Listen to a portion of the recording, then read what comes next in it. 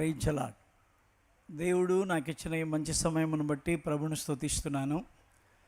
ఇట్టి అవకాశాన్ని కల్పింపజేసినటువంటి మన నాయకులు నాయల్ సామ్యాల్ అయ్య గారికి, కుటుంబానికి, మరి ప్రెసిడెంట్ అయ్య గారికి, కౌన్సిల్స్, మరి పాస్టర్స్ అందరికీ, అంటే ఇందాక ఈ యొక్క కన్వెన్షన్కు పిలువబడినటువంటి గొప్ప గొప్ప దైవజనులు వారందరికీ నా హృదయపూర్వక వందనాలు తెలియజేస్తున్నాను. వారు చెప్తున్నటువంటి ఈ ఉపదేశాలు ఎలా ఉన్నాయి అని మనం ఆలోచిస్తే, వారు దేవుని చేతిలో ఒక దీపంలాగా వాడబడుతున్నట్లుగా మనం గమనిస్తాం. వారిని మాత్రమే కాక మనందరినీ కూడా ఆయన చేతిలోని దీపంలాగా వాడుకోవాలని ఆయన ఇష్టపడుతున్నాడని నమ్మిన వారందరూ చప్పటి కొట్టి దేవుని నామాన్ని కనపడదాం. ఆయన మనల్ని వాడుకోవాలి అంటే, ఎవరినైతే మొట్టమొదట ఆయన దర్శిస్తాడో, దర్శనమునకు ఎవరైతే లోబడతారో వారిని ఆయన వాడుకుంటాడు. మరి మన ప్రియులు పిఎం సామ్యాల్ నాయన్ గారు 1920 సంవత్సరంలో వారు దర్శనానికి లోబడ్డారు.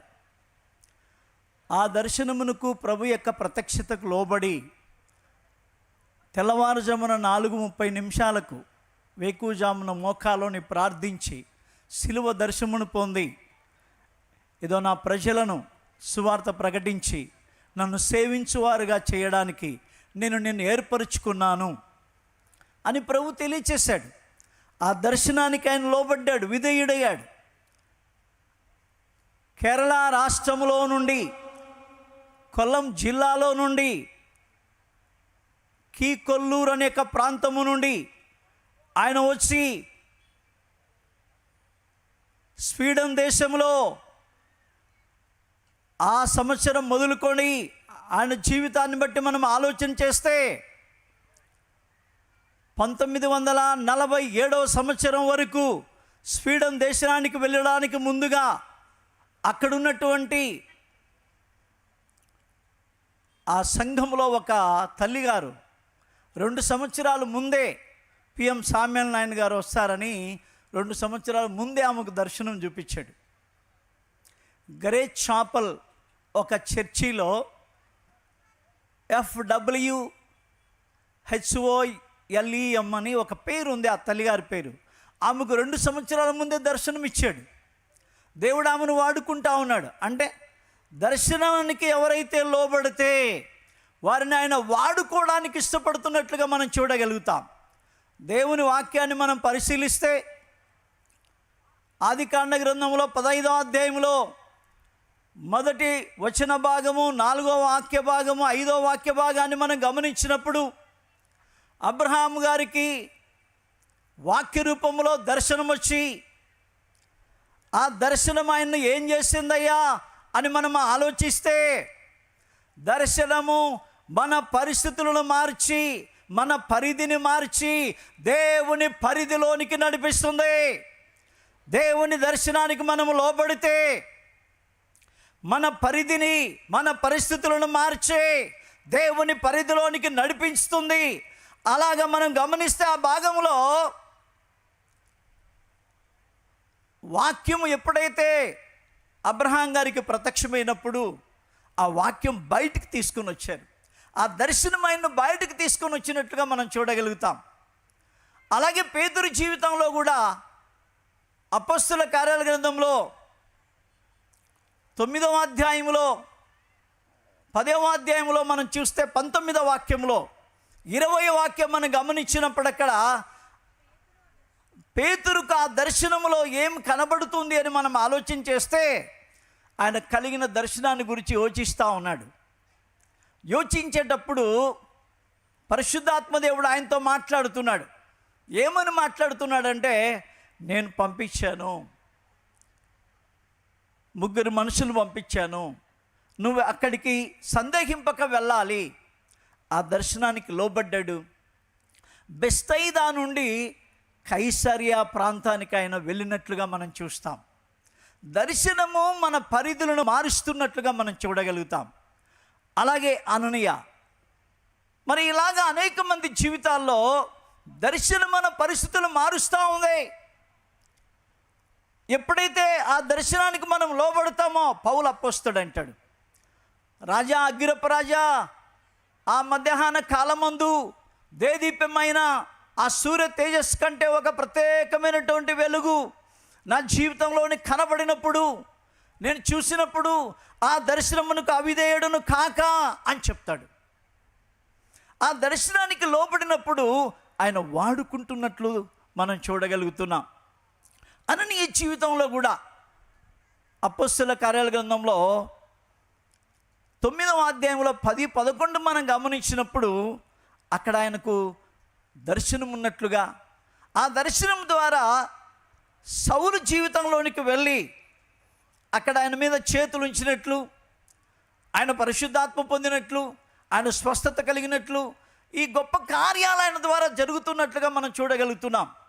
అంటే దర్శనం అనేది మన జీవితంలో మన పరిస్థితులను ఖచ్చితంగా మారుస్తూ దేవుని యొక్క నడిపింపులోనికి తీసుకొస్తుంది. ఒక లైట్ను మనం వాడుకున్నంత కాలం అది కొద్ది రోజులకు చెడిపోవచ్చు, లేకుంటే మనం లేకుండా పోయిన తర్వాత ఆ లైట్ అంతటితోటి ఆగిపోవచ్చునేమో.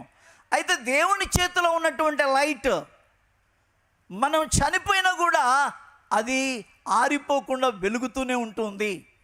పిఎం సామ్యనారాయణ గారి జీవితం ఆ రోజు ఆ దర్శనానికి లోబడి అది ప్రపంచమంతా 20 రాష్ట్రాలు ఈ రోజు కూడా మనందరి జీవితాలను వెలిగించడానికి ఆయన దర్శనం కిందగా, అంటే ఐపీసీ అనేక మినిస్ట్రీ కింద మనం ఇంతమందిగా మరి పట్టుబడడానికి, ఆయన గణపరచడానికి ఈ గొప్ప కృప మనకు కలుగుతుందంటే ఆ గొప్ప దర్శనానికి మరి దైవజనులు లోబడ్డారు అనేది మనం గమనిస్తున్నాం. కనుక యేసు ప్రభుల వారు కూడా ఆయన దర్శనం ఏంటయ్యా అని మనం ఆలోచన చేస్తే, నశించిన దానిని వెదకి రక్షించుటకు. మనమందరం పాపముతో శాపముతో నశించిపోయాం, రక్షణ లేని వారుగా, చెడిపోయిన వారుగా, నిత్య నరకానికి వారసులముగా ఉన్న దినాలలో ఆ ప్రభుల వారు మన స్థితిని చూచి, మన పాప స్థితిని చూచి, మన శాప స్థితిని చూచి, యుగ యుగములో అగ్నిగుండములో కాల్చబడడం ఇష్టము లేక ఆ ప్రభు ఏం చేశాడంటే పరలోకాన్ని విడచి వెతికి మనల్ని కనుగొని ఆయన పరిశుద్ధ రక్తం, ఆయన యవన రక్తం ఒక్క బొట్టు కూడా ఉంచుకోకుండా మనందరి కొరకు ఆయన ధారపోసాడు. అందరం చప్పట్లు కొట్టి దేవుని నామమున కనపరదాం. ఆయన దర్శనం నెరవేర్పే, అంటే భూలోకం ఆ యొక్క ప్రభుల వారి యొక్క రాకడ వరకు ఈ యొక్క భూమి, ఆకాశములు, సూర్యుడు, చంద్రుడు, నక్షత్రములు ఉన్నంత కాలం ఆ దర్శనం నెరవేరుతున్నట్లుగా మనం గమనిస్తున్నాం. మేము 1993 సంవత్సరంలో బైబిల్ కళాశాలలో చదువుతున్నప్పుడు మరి మన ప్రియులు ఇప్పుడు ఉన్నటువంటి దైవజనులు అబ్రహాం సామ్యూయల్ నాయన గారి కుమారులైనటువంటి మరి నోయల్ సామ్యూయల్ అయ్య గారు ఆయనకున్నటువంటి ఒక అద్భుతమైన దర్శనం చెప్పారు. ఏంటయ్యా అని క్లాసులో మాకేమని చెప్పారంటే, అయ్యగారి యొక్క దర్శనం ఇట్లా పడిపోయినటువంటి వారిని సేవకులను లేపడానికి, పడిపోతున్నటువంటి సేవకులను ఆయన ఆదుకోవడానికి వస్తున్నట్లుగా మరి దేవుడు ఏర్పరచుకున్నట్లుగా దేవుడు ఆయనకు తెలియచేశాడు. పడిపోయినటువంటి సేవకులను లేపడానికి, పడిపోతున్నటువంటి వారిని ఆయన చేపెట్టి లేపి వారిని నిలబెట్టే ఓ గొప్ప దర్శనం వారికి ఉన్నట్లు అప్పుడు ఆ యుఎస్ఏ రాష్ట్రాల్లో నుంచి ఆ దర్శనం నెరవేర్పు కొరకై ఆ ప్రాంతంలో స్థిరపరచబడకుండా ఇంకా ప్రభు యొక్క చిత్తమునకు లోబడి ఈ ప్రాంతానికి వచ్చినట్లుగా మనం గమనిస్తాం. ఆ క్లాస్లో ఆ రోజు నాకు చెప్తున్నప్పుడు, మరి ప్రభు నాకు కూడా దర్శనం కావాలయ్యా, దర్శనం లేని జీవితం అది వ్యర్థమే కదా, కలిగిన వారి జీవితాలు మరి అద్భుతం చేస్తున్నట్లుగా మేము చూడగలుగుతాం, అది మాకు కావాలి అని అడిగినప్పుడు వాటి యొక్క పద్ధతిని షియోన్ బైబిల్ కళాశాలలో మరి దైవజనులు అనేక మంది బోధిస్తూ వచ్చారు. నేను బైబిల్ కళాశాలలో అడుగుపెట్టేటప్పుడు అబ్రహాం గారు, మోషే గారు, యోసేపు ఇట్లా ఉన్న వాళ్ళ పేర్లు తెలుసు, వారి చరిత్ర ఏదో నాకు తెలియదు, ఏం తెలియదు.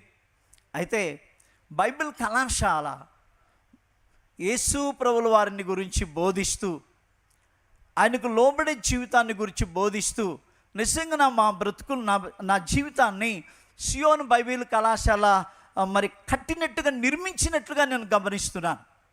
షియోన్ బైబిల్ కళాశాల నన్ను నిర్మించింది.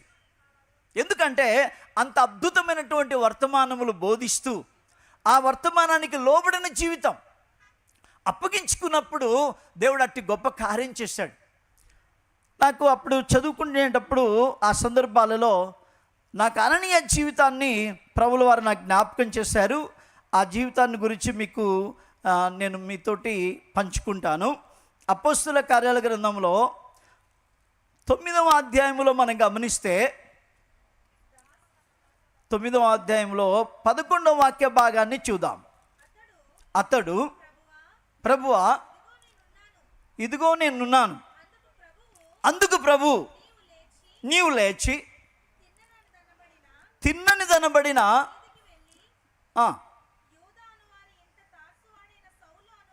యూదాను వాని ఇంట తార్సు వాళ్ళని సౌలు అని వాని కొరకు విచారించుము.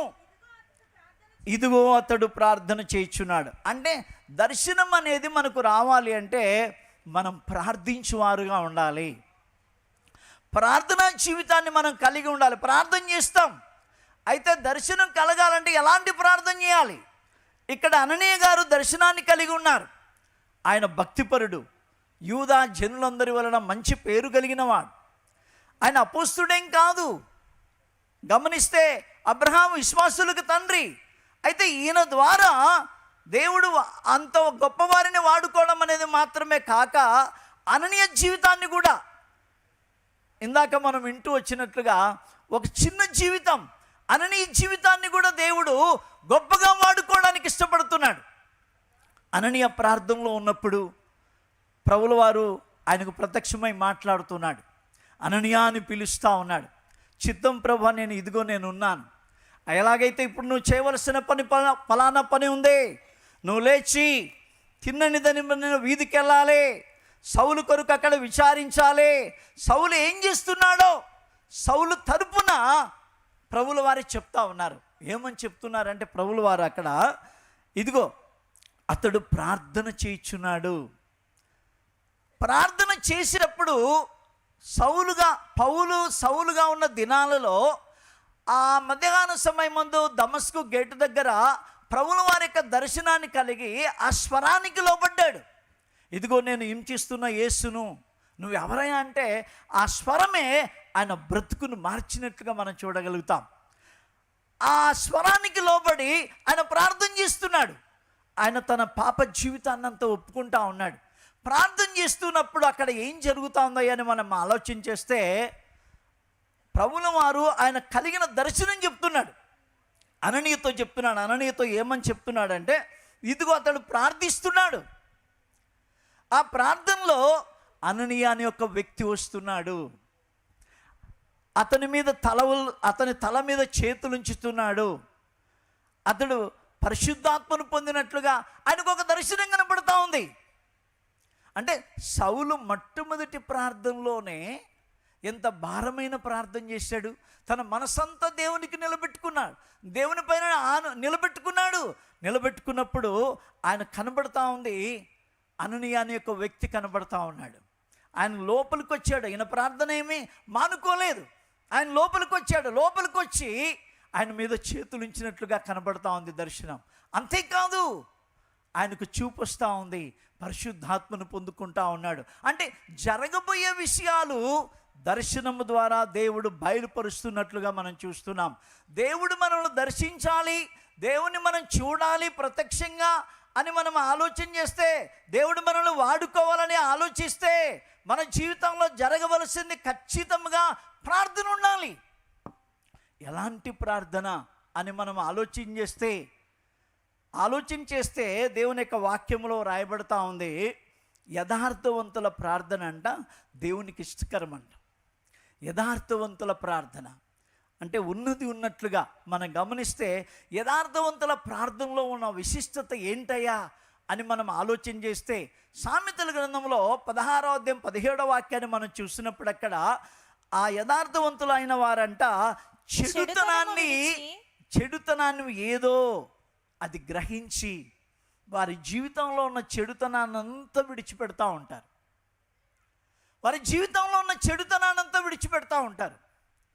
అంతేకాదు, యథార్థవంతుల యొక్క ప్రార్థన ఎలా ఉంటుంది అని అంటే, చెడుతనాన్ని విడిచిపెడుతూ చేసే ప్రార్థనే కాక, చెడుతనం చేయవలసి వచ్చినా అది మానుకున్న ప్రార్థనగా మనం చూస్తాం.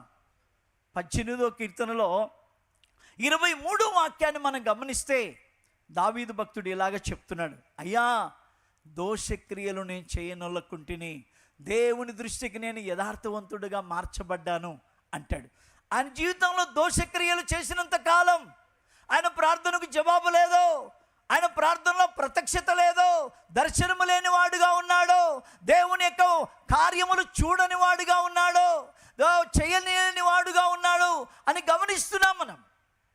అయితే ఆ యొక్క స్థితి ఎప్పుడైతే అంటే ఆ దేవుని చిత్తమునకు, దేవుని దర్శనం కొరకు ఆయన చెడుగును విడిచిపెడుతూ, చెడుగు చేయవలసి వచ్చిన మానుకుంటూ ప్రార్థన చేసినప్పుడు, పరిశుద్ధతను కాపాడుకుంటూ ప్రార్థించినప్పుడు ఆయన తప్పకుండా దర్శనాన్ని ఇచ్చే దేవుడుగా మనం చూస్తున్నాం. ఆయన జీవించే దేవుడు, ఆయన తప్పకుండా ప్రార్థించు వారిని దర్శించే దేవుడు, యథార్థవంతులను బలపరచడానికి లోకమంతటా సంచారం చేసే దేవుడు.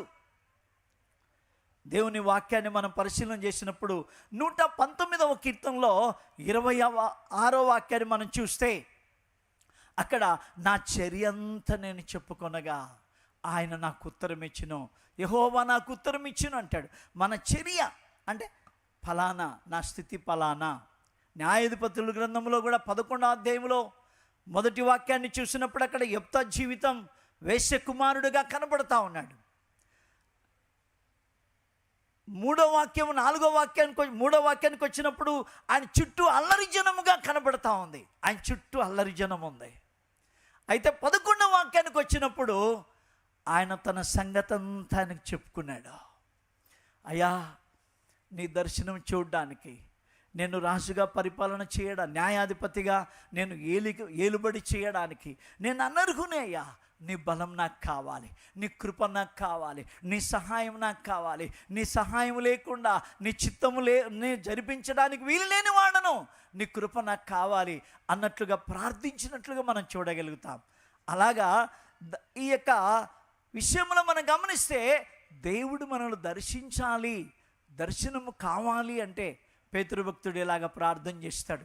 ఆయన ప్రార్థన చేసేటప్పుడు పరవశుడై ప్రభుని చూడగలుగుతా ఉన్నాడు. 11వ అధ్యాయంలో 5వ వాక్యాన్ని మనం చూసినప్పుడు అక్కడ పేతురు భక్తుని జీవితంలో ఒక అమూల్యమైన దర్శనం కలుగుతున్నట్లుగా మనం చూడగలుగుతున్నాం. ఆ దర్శనంలో ఏం జరుగుతూ ఉంది అంటే పరిశుద్ధాత్మ పొందనప్పుడు దర్శనం ఉంటుంది. అప్పుడేమో దేవుని యొక్క స్వరం మనకేమి వినపడుతుంది, కానీ ఆయన మనతో మాట్లాడే మాటలు మనం విని మనము అప్పగించుకోవాలే. కానీ మనం మాట్లాడేవారుగా ఉంటే ఆయన మనల్ని వాడుకోలేని వారుగా ఉన్నట్టుగా మనం చూస్తాం. పేతురు ఈ భాగంలో 11వ అధ్యాయం 5వ వాక్యంలో అయితే ఆయనకు కలిగిన దర్శనంలో, నేను యొప్పే పట్టణంలో ప్రార్థన చేయుచుండగా పరవశుడనైతిని అప్పుడు ఒక దర్శనము నాకు కలిగెను. అప్పుడు ఒక దర్శనమైన కలుగుతా ఉంది. అది ఏదనగా 4 చెంగులు పట్టి దింపబడిన పెద్ద దుప్పటి వంటి, దింపబడిన ఒక పెద్ద దుప్పటి వంటి ఒక విధమైన పాత్ర, ఒక విధమైన పాత్ర, అది భూమి మీద ఎక్కడ లేని పాత్ర, ఒక విధమైన పాత్ర ఆయన కనబడతా ఉంది. దాని తర్వాత చతుస్వాద జంతువులు కనబడతా ఉన్నాయి. దాని తర్వాత వెంటనే ఒక స్వరం వినపడతా ఉంది, పేతురు లేచి చంపుకొని తినుమని ఒక శబ్దం చెప్తున్నాడు. అయ్యా నా పెదవులకు అపవిత్రమైంది ఏది నేను తగలలేదు, ముట్టుకోలేదు. ఆయన పవిత్రమైనటువంటి జీవితాన్ని ఎలా కాపాడుకుంటున్నాడో అక్కడ తెలియజేస్తూ ఉన్నాడు. మనకు దర్శనం కావడానికి, పొందుకోవడానికి ఆయన స్వరం వినడానికి, ఆయన మనతో మాట్లాడడానికి, మనం ఆయనతో మాట్లాడడానికి కావలసినటువంటి ఆ ఏకాగ్రత ప్రార్థనలో మన ప్రార్థన దేవుని సన్నిధికి వెళ్ళాలి అని అంటే మన దోషములు అడ్డొచ్చేట్టుగా ఉన్నాయి.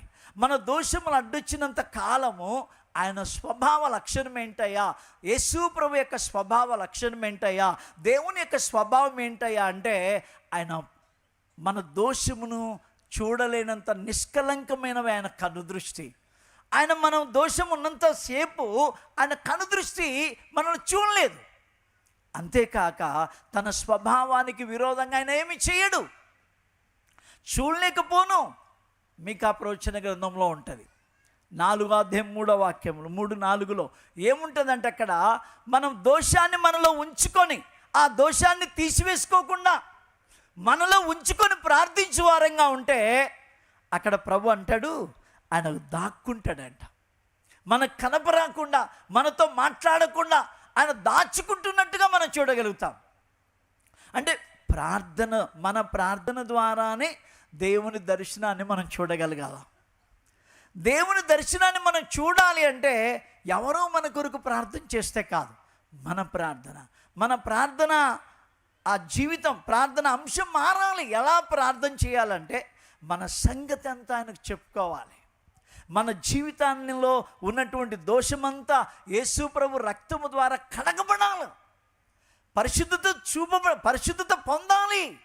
ప్రార్థన మనల్ని పరిశుద్ధులుగా మారుస్తుంది. ఆయన రక్తం ద్వారా మనం కడగబడతాం. చాకలవాని సబ్బు లాంటి వాడు ఆయన రక్తం ఎప్పటికీ ఉంది. ఆయన రక్తం మనల్ని పరిశుద్ధులుగా మార్చబడడానికి ఉపయోగపడేదే ప్రార్థన. ఆ పరిశుద్ధతన స్థాయిని బట్టి, నీ ప్రార్థన స్థాయిని బట్టి, నీకున్న భారాన్ని బట్టి, ఆ దర్శనం చూడాలనే ఆకాంక్షను బట్టి ప్రభువు నీకు తప్పకుండా ఆయన దర్శనం ఇస్తాడు. ఆ దర్శనానికి నువ్వు లోబడ్డప్పుడు ఖచ్చితంగా ఆయన నిన్ను వాడుకుంటున్నట్లుగా మనం గమనిస్తున్నాం. అననీయ జీవితాన్ని మళ్ళీ మనం పరిశీలన చేసినప్పుడు ఆయన చిన్న జీవితమే, అపొస్తలుడేం కాదు, ఒక ప్రవక్తలాగా ఉన్నట్లుగా మనకు కనపరాదు, ఒక కాపరిగా ఉన్నట్లుగా మనకు కనపరాదు, ఒక సువార్థికుడిగా ఉన్నట్లుగా మనకు కనపరాదు. అయితే దేవుడు ఆయన్ను వాడుకోవడానికి ఇష్టపడతా ఉన్నాడు, ఆయన్ను దర్శిస్తూ ఉన్నాడు. ఆయన ప్రార్థనలో ఉన్నాడు, పరిశుద్ధత కలిగినటువంటి జీవితాన్ని ఆయన కలిగి ఉన్నాడు. అందుకే ఆయనకు ప్రత్యక్షమై ఫలానా వ్యక్తి దగ్గరికి నువ్వు వెళ్ళాలి, అతడు ప్రార్థన చేస్తున్నాడు, ఆ ప్రార్థనలో నువ్వు చేతులుంచడం చూశాడు, నువ్వు ఖచ్చితంగా వెళ్ళాలి అన్నప్పుడు ఆ అననీయ గారు చెప్తున్నారు ప్రభుతో, లేదు ప్రభువా, అతడు ఇక్కడ ఉన్నటువంటి పరిశుద్ధులు కీడు చేయడానికి వచ్చాడు, అతని గురించి నేను విన్నాను అని చెప్పినప్పుడు ప్రభుల వారు చెప్తారు, లేదు నేను అతన్ని ఏర్పరచుకున్న ఒక సాధనం, నేను అతన్ని దర్శించాను, రాజుల ఎదుట, అనేక జనుల ఎదుట నాకు మహిమ తెచ్చుకోవడానికి, నేను వాడుకోవడానికి ఆయన కనబడ్డాను, నువ్వు వెళ్ళు తప్పకుండా అన్నప్పుడు ఆ మాటకు లోబడ్డాడు, ఆ దర్శనానికి లోబడ్డాడు, ఆయన దగ్గరికి వెళ్ళినట్లుగా మనం చూడగలుగుతాం. ఆ దర్శనానికి లోబడి ఆయన దగ్గరికి వెళ్ళినప్పుడు అపొస్తలుల కార్యాల గ్రంథంలో 9వ అధ్యాయంలో మనం గమనిస్తే 17వ వాక్య భాగాన్ని మనం చూస్తే అక్కడ అననీయ వెళ్ళి ఆ ఇంట ప్రవేశించి అతని మీద చేతులుంచి సౌలా సహోదరుడా నీవు వచ్చిన మార్గములో కనబడిన ప్రభువైన యేసు నీవు దృష్టి పొంది పరిశుద్ధాత్మతో నింపబడినట్లు నన్ను పంపి ఉన్నాడని చెప్పాను.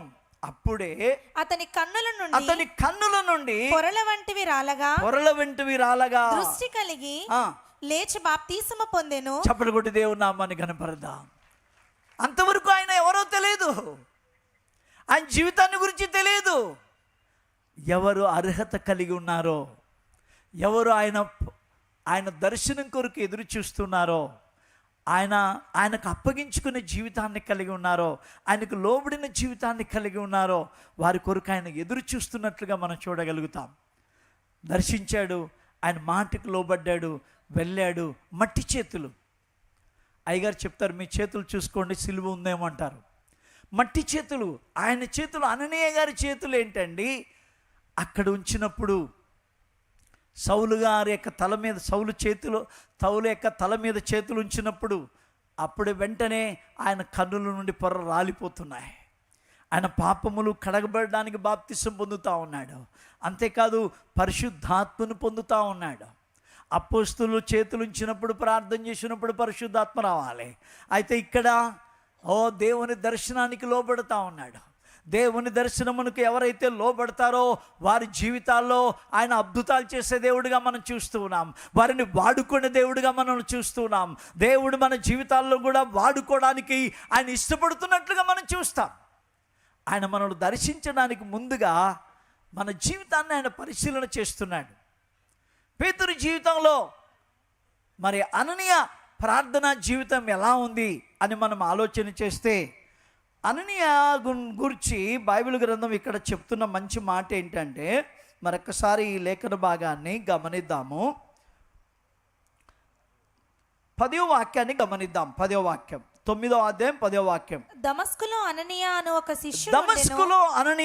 శిష్యుడు ఉండెను. ప్రభువు దర్శనమందు అననీయ అని పిలవగా అంటే ఒక శిష్యుడు అని రాయబడతా ఉంది. అననీయ ఒక శిష్యుడిగా కనబడతా ఉన్నాడు. పరిశుద్ధ బైబిల్ గ్రంథంలో ప్రభువుల వారు శిష్యులు అంటే ఎవరెవరో అని మనం ఆలోచన చేస్తే, యేసుక్రీస్తు నామములో తండ్రి యొక్కయు కుమారుని యొక్కయు పరిశుద్ధాత్మని యొక్క నామములో బాప్తిసం పొందిన వారు అందరూ శిష్యులే. ప్రభువుల వారు చెప్తారు మత్తయి సువార్తలో 28వ అధ్యాయంలో 19వ వాక్యంలో, ఇదిగో నాకు సమస్త జనులను శిష్యులుగా చేయండి. ఎలాగ శిష్యులుగా చేయమని చెప్తున్నారంటే, వారికి బాప్తిసం ఇవ్వండి, తండ్రి యొక్కయు కుమారుని యొక్కయు పరిశుద్ధాత్మని యొక్క నామములో బాప్తిసం ఇవ్వండి, ఆ బాప్తిసం ద్వారా శిష్యులుగా చేయండి అంటే ఆయన శిష్యుడు. రెండవదిగా మనం గమనిస్తే, శిష్యులని ఎవరిని మనం పిలవగలుగుతాం? బైబిల్ గ్రంథం శిష్యులంటే ఏమని నిర్వచనం చేస్తుంది అనేది మనం ఆలోచన చేస్తే, యెషయా ప్రవచన గ్రంథంలో 50వ అధ్యాయంలో 4వ వాక్యం చూస్తే, శిష్యులు అంటే దేవుని మాట వినేవారుగా మనం చూస్తాం. దేవుని యొక్క వాక్య ప్రకారంగా నడుస్తున్న వారుగా మనం గమనిస్తాం.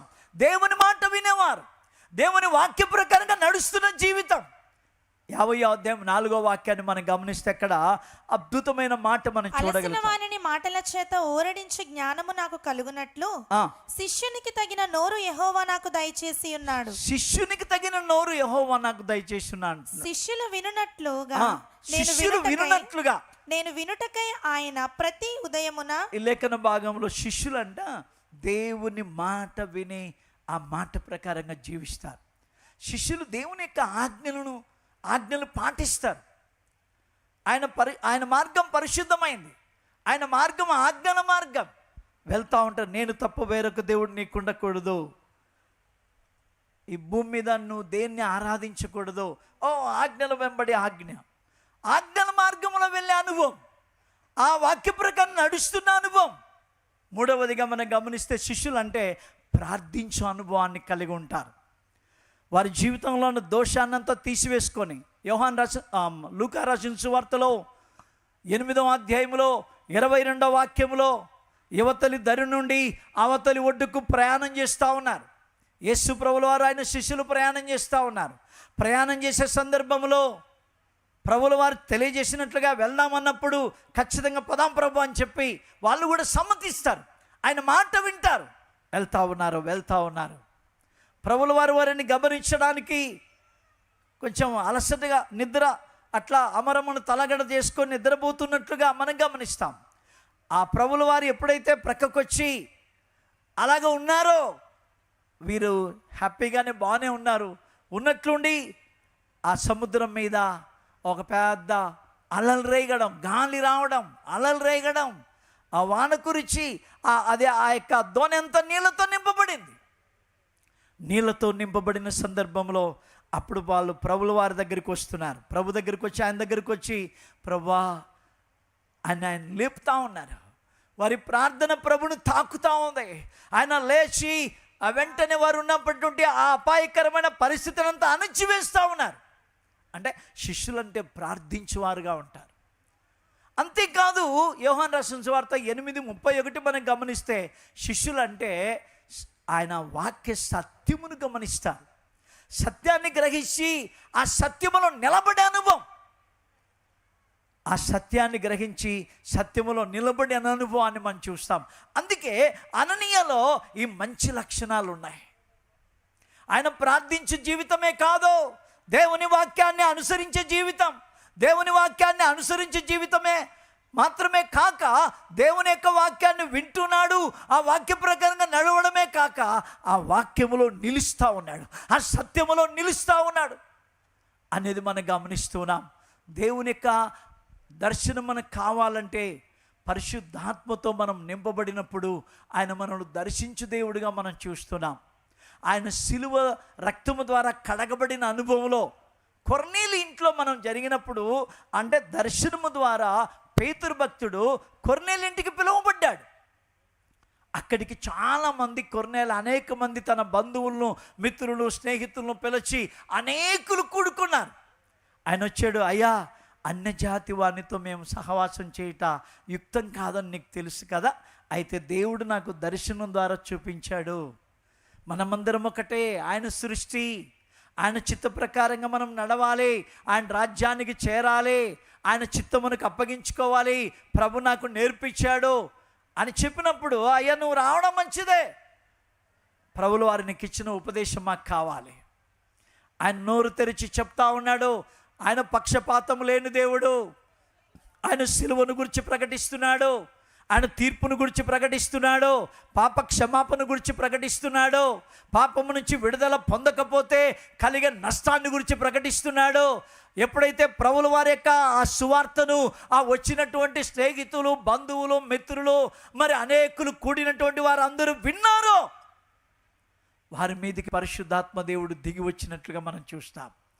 వారి మీదికి దిగి వచ్చిన తర్వాత పేతురు భక్తుడు చెప్తా ఉన్నాడు, అయ్యా మొదట మన మీదికి ఏ విధంగా దిగి వచ్చానో, పరిశుద్ధాత్మ మొదట ఏ విధముగా దిగి వచ్చానో, అగ్ని నాలుకలుగా విభాగింపబడి వారందరికి కనబడి, ఆ ప్రార్థనలో ఉన్న వారికి కనబడి, దర్శనములో కనబడి, ఊరక దర్శనములో కనబడడం మాత్రమే కాదు, వారిలో ఒక్కొక్కరి మీద కనబడిన వారు అందరి మీద వ్రాలి అన్య భాషలతో మాట్లాడారు కదా. అలాగే మరి కొర్నేలి ఇంట్లో సువార్త ప్రకటిస్తున్నప్పుడు కూడా వారు విన్నవారు అందరి మీదకి పరిశుద్ధాత్మ దేవుడు మన మీదికి మొదట దిగి వచ్చినట్లుగా వారికి కూడా దిగి వచ్చాడు, వారి మీదికి కూడా దిగి వచ్చాడు. ఆ విషయాన్ని విన్నప్పుడు వారు ఎంతో సంతోషపడినట్లుగా, ఎంతో ప్రభుకు అప్పగించుకున్నట్లుగా, జీవార్థమైన మారు మనసు వారికి కలిగించాడు దేవుడని ఎంతో ఆనందపడినట్టుగా మనం గమనిస్తాం. అంటే ఈ లేఖన భాగాల్లో మనం గమనించే గొప్ప సత్యం ఏంటంటే, అబ్రహాము జీవితంలో దేవుడు ఆయనకు దర్శనమిచ్చినప్పుడు ఆయన ఉన్న చోటు నుంచి, ఊరు అనే ప్రాంతము నుంచి కనాను అనే ప్రాంతమునకు ఆయన ప్రయాణం, ఆయన జీవితాన్ని మార్చినట్లుగా మనం చూడగలుగుతున్నాం. ఆయన లేచిన అనుభవం, దేవతలను ఒకప్పుడు విగ్రహారాధన చేస్తున్నటువంటి ఆ పద్ధతిలో నుంచి, వారి తండ్రి గారు చనిపోయి ఆచారాలు సాంప్రదాయాల్లో పడిపోయిన స్థితిలో నుంచి దేవుని దర్శనం ఎప్పుడైతే కలిగిందో అవన్నీ విడచే, ఆ యొక్క పాత స్థితిని అంతా విడచే, మరి ఆ కుటుంబ పద్ధతులను విడచి బయటికి ప్రభు చూపించు దేశమునకు వచ్చినట్లుగా, ఆశీర్వదింపబడినట్లుగా, విశ్వాసులకు తండ్రిగా దీవించబడినట్లుగా మనం గమనిస్తాం. అలాగే పేతురు జీవితం కూడా వెంటనే ఆ దర్శనం ఆయనకు రాలేదు, కానీ ప్రభుల వారికి అప్పగించుకున్నాడు, ప్రభు దగ్గరికి వచ్చాడు, ప్రభు మాట విన్నాడు. ప్రభు మాట వినడం మాత్రమే కాక ప్రభుతో చెప్తా ఉన్నాడు, అయ్యా లూకా సువార్తలో, లూకా శుభవార్త 5వ అధ్యాయాన్ని, పేతురు భక్తునికి దర్శనం ఎలా కలిగింది, కలగడానికి గల కారణం ఏంటి, అంత గొప్ప జీవితాన్ని ఆయన ద్వారా దేవుడు ఆయన వాడుకోవడానికి కారణం ఏంటి అని మనం ఆలోచన చేస్తే, ఈ చిన్న భాగాన్ని నేను జ్ఞాపకం చేసిన మాటలు ముగిస్తాను.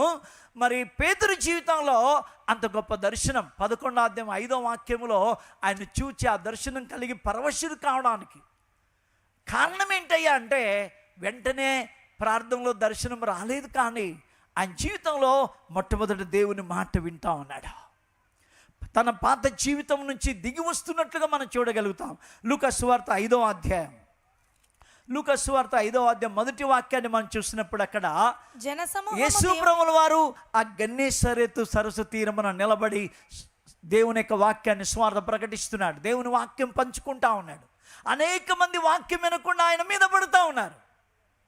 అయితే ఆ వాక్యాన్ని చెప్పేటప్పుడు అనేక మంది ఆయన మీద పడుతూ ఉంటే ప్రభు కనుదృష్టి అట ప్రక్కకు చూసినప్పుడు తమ దోణిలు దిగి తమ వలలు కడుక్కుంటున్నటువంటి ఆ పేతురు భక్తుని జీవితం మీద, అక్కడ ఉన్నటువంటి ఆ ఇద్దరి మీద ప్రభువుల వారు చూస్తూ ఉన్నాడు. చూచి వారు కడిగే అనుభవాన్ని చూశాడు. అంటే ఆ దోణి దిగిన అనుభవం, దోణి దిగిన అనుభవం తగ్గింపు జీవితానికి కూడా మనం గమనిస్తాం. వల కడుగుతున్న అనుభవం, ఆ వల కడిగే అనుభవం చూచి అంటే ఆ మురికంతా కడిగేస్తూ ఉన్నాడు. దాన్ని వంచబడి మురికంతా కడిగేస్తూ ఉన్నాడు. ఆ కడిగే అనుభవాన్ని చూశాడు. చూసి పేతురు దగ్గరికి వచ్చి పేతురు యొక్క దోణిని అడుగుతున్నట్లుగా మనం చూడగలుగుతాం. పేతురు యొక్క దోణిని అడిగినప్పుడు దోణినిచ్చాడు. అయ్యా దేవుని యొక్క వాక్యాన్ని ప్రకటించడానికి నీ దోణిస్తావా? ఆ చిన్నవాడు కదా ఏ విధంగా ఆ రొట్టెలు ఇచ్చాడో ప్రభు కొరకు, ఈయన దోణి ఇచ్చాడు. దోణిని మాత్రమే కాదు, తన జీవితాన్ని అర్పణ చేసుకున్నాడు. దోణి ఇచ్చినట్లుగా మనం చూడగలుగుతాం. ఆ దోణి ఇచ్చిన తర్వాత అయ్యా కొంచెం దరి నుంచి కొంచెం త్రోయమని చెప్తాడు. దోణిచ్చి మళ్ళీ త్రోయమంటే మళ్ళీ తోస్తూ ఉన్నాడు. మన కారు ఎవరన్నా ఇచ్చి కారులో కూర్చొని మనం డ్రైవ్ చేసేటప్పుడు మీరు కొంచెం త్రోయండి అని చెప్తే వాళ్ళు త్రోస్తారా? లేదు కదా. అయితే పేతృభక్తుడు బాగా ఖచ్చితంగా మరి వంచి ఆయన తోస్తూ ఉన్నాడు. లోతుకు నడిపించాడు. నడిపించిన తర్వాత సువార్త ప్రకటించడం, వాక్యం ప్రకటించడం అయిన తర్వాత ఇదిగో ఈ యొక్క మీ వలలు ఇప్పుడు లోతుకు నడిపించిన తర్వాత మీ వలలు వేయండి అన్నాడు.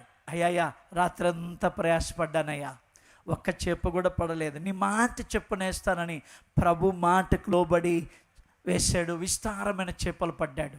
ఆ 5వ అధ్యాయం 8వ వాక్యం దగ్గరికి వచ్చినప్పుడు యేసు ప్రభు మోకాళ్ళ ఎదుటికి వచ్చాడు. తన పాప జీవితాన్ని అంతా ఒప్పుకుంటున్నాడు.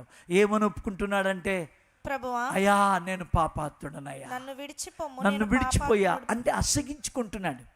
చాలామంది మురికి వస్త్రాలు మురికితో ఉన్నారనుకోండి, అయ్యయ్యో నా దగ్గరికి రావద్దండి, మీరు రావద్దండి, నన్ను తాకద్దండి అని చెప్పి అసగించుకుంటారు. అంటే వారి స్థితిని బట్టి వారు వెనక్కి వస్తారు. అట్లాగా ఈ యొక్క పేతురుభక్తుడు అంటున్నాడు. ఏమంటున్నాడంటే, ఐ ఆమ్ సిన్ఫుల్ మ్యాన్, అయ్యా నేను పాపాత్ముడును, పాపముతో నింపబడిన వాడను, నువ్వు పరిశుద్ధుడవయ్యా, నీ దగ్గర నేను ఉండడానికి, నువ్వు నా దగ్గరికి రావడానికి నేను అనర్హుడను, నేను పాపినయ్యా. తన పాప జీవితాన్ని అంతా దాచుకోకుండా ఒప్పుకున్నాడు. పాపాన్ని దాచుకునే వాళ్ళంటే దేవునికి ఇష్టం లేదు, కానీ పాపాన్ని ఒప్పుకునే వాళ్ళంటే ఆయన చేతులు ఎప్పుడు పాపాన్ని కడగడానికి సిద్ధంగా ఉంటాయి. ప్రభుల వారు వెంటనే ఆయనతో చెప్తా ఉన్నాడు, పాపాన్ని ఒప్పుకున్న వ్యక్తితో చెప్తా ఉన్నాడు, ఇప్పటి నుంచి నువ్వు మనసులు పట్టు జాలరిగా ఉంటావు. ఆయన జీవితం మార్చబడుతూ ఉంది. ఆయన పాపం నుంచి విడుదల పొందాడు. పాపము నుంచి విడుదల పొందడం మాత్రమే కాక మళ్ళీ పాప జీవితంలోనికి పోకుండా జాగ్రత్త పడుతూ ఉన్నాడు. దేవుని యొక్క ఆత్మచేత నింపబడ్డాడు. దేవుని యొక్క ఆత్మచేత నింపబడి పాపములోనికి పోకుండా ప్రార్థన జీవితాన్ని, పరిశుద్ధతను కాపాడుకుంటున్నాడు కనుక దేవుడు ఆయనకు దర్శనంతో మాట్లాడుతూ ఉన్నాడు. దేవుడు దర్శనమిచ్చాడు, నేనే పంపించాను, సందేహపడకుండా వెళ్ళు. ఆయన మాట్లాడే దేవుడిగా మనం చూస్తున్నాం. ఆయన వాడుకునే దేవుడిగా మనం చూస్తున్నాం.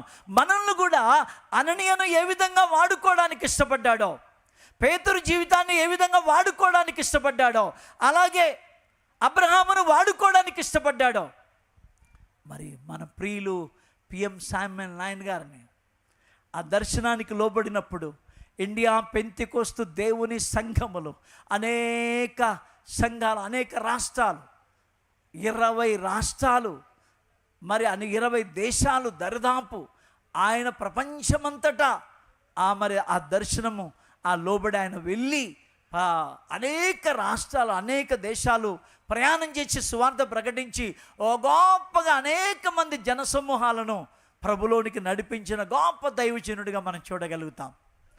మరి ఆయన ప్రభునందు నిద్రించిన 81లో, మరి 1981 వరకు ఆయన వెలిగాడు. ఇప్పటికి కూడా ఆ వెలుగుతూనే ఉంది. కారణం ఏంటంటే ఆయన దేవుని చేతిలోని దీపము. అలాగే మన నాయకులు దేవుని చేతిలో ఆ దర్శనానికి అయ్యగారు కూడా అప్పగించుకొని ఆ దర్శనం ప్రకారంగా అనేక మంది దైవజనులను ఆయన లేపుతున్నట్లుగా, నిలబెడుతున్నట్లుగా గొప్ప ఆ దర్శనం ఆయన జీవితంలో నెరవేరుతూ ఉంది. ఆయన వాడుకుంటా ఉన్నాడు.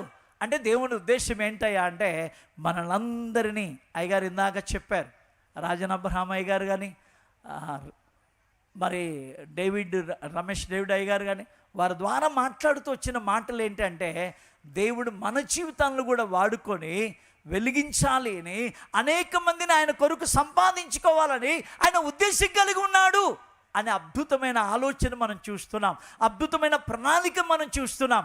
కనుక ఆయన మనల్ని దర్శించి, మన పరిస్థితులు మార్చి, మనల్ని వాడుకొని మనల్ని విస్తరింపచేయాలి అంటే మనలోనే ఉంది.